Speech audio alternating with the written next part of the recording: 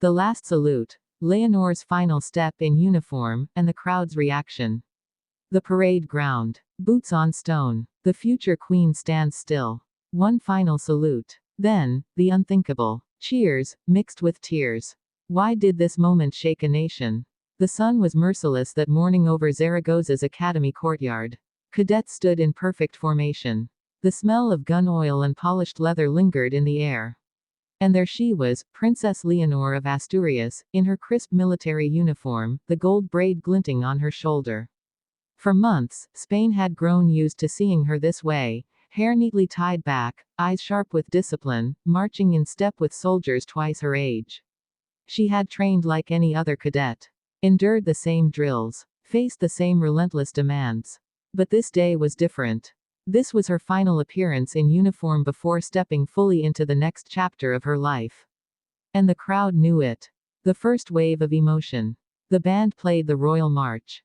Drums rolled. Leonor's posture was flawless, but her eyes, if you looked closely, carried something else. Not sadness exactly. Not relief. It was something heavier. The weight of goodbye. Among the onlookers were her parents, King Felipe VI and Queen Letizia, their expressions unreadable but their pride unmistakable. Beside them, her younger sister, Infanta Sofia, clapped in time with the music, fighting back her own emotions. Why this goodbye matters. The Spanish royal family has long upheld a tradition. The heir receives military training not just as ceremony, but as preparation for command.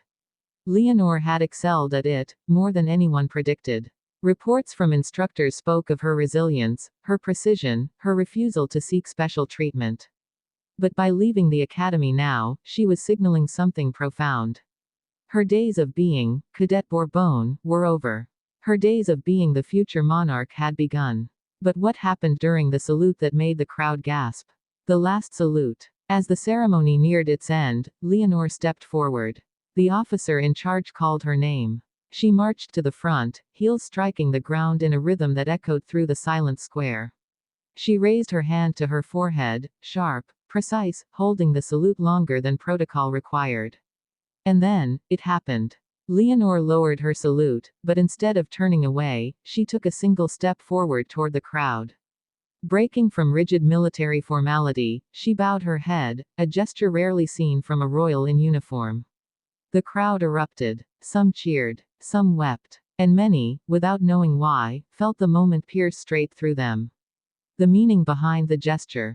That bow was not part of the official program. Insiders later revealed that Leonor had decided to do it the night before, as a personal sign of gratitude to the Spanish people who had supported her military journey. It was, in her words, a promise that I will serve not just as a queen, but as one of you. But was this an entirely personal choice, or something carefully planned by the palace? Behind the scenes, sources within Zarzuela Palace say there was quiet debate over how her final appearance should unfold. Some advisors urged a traditional approach, strictly by the book. Others, including Queen Letizia, argued that Leonor should make it personal, to show the human side of the monarchy. King Felipe reportedly told her, "Do it as you feel it. That is how they will remember you." The crowd's reaction. From the front row, a group of veterans saluted her in return, tears streaming down weathered faces. Children waved small Spanish flags, their voices shrill with excitement. In the back, older citizens stood silently, hands over their hearts. A military photographer caught the exact moment. Leonor, in mid-bow, sunlight glancing off her cap, the crowd behind her in a blur of color and emotion. Within hours, that photo was on every major news outlet in Europe. International ripples. In Britain, the press compared it to Princess Elizabeth's wartime service. In Norway and the Netherlands, royals sent private messages of praise.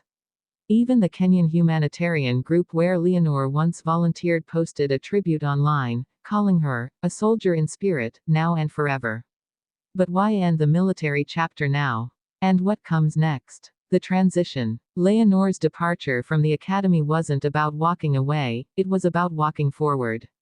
With her 19th birthday approaching, she is stepping fully into her role as heir apparent, attending state functions, meeting foreign dignitaries, and preparing for constitutional duties.